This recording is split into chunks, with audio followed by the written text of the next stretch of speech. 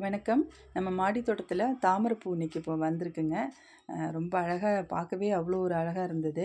இது எப்படின்னா, நான் விதைகள் மூலமாக தான் வளர்த்து பார்த்தேன் முதல் முறையாக. ஆனால் எனக்கு அது அவ்வளோவா பலன் கொடுக்கல. செடி மட்டும்தான் வளருதே தவிர பூக்களே வரல. 2 வருஷம் வரைக்குமே வச்சு பார்த்தேன், வரல எனக்கு. அப்புறம் அதை எடுத்து போட்டாச்சு. அதுக்கப்புறம் தெரிஞ்சவங்க ஒருத்தவங்க மூலமாக எனக்கு தாமரையோட கிழங்கு கிடச்சிது. இது என்ன வெரைட்டின்றதெல்லாம் எனக்கு தெரியல.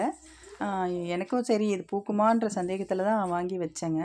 இதுக்கு என்ன பராமரிப்புன்னு பார்த்தீங்கன்னா, ஃபஸ்ட்டு மாட்டுச்சாணம் நல்லா மக்குன மாட்டுச்சாணம் இந்த இந்த டப்பால போட்டுட்டு, அதுக்கு மேலே களிமண்களும் நிறைய தேவை. தாமரைக்கே மெயினாக களிமண் தான் தேவை.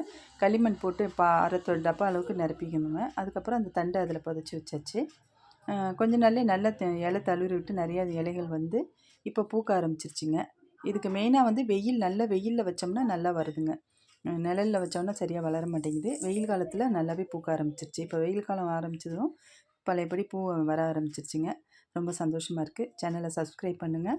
உங்கள் நண்பர்கள் எல்லாருக்கும் ஷேர் பண்ணுங்கள். நன்றி.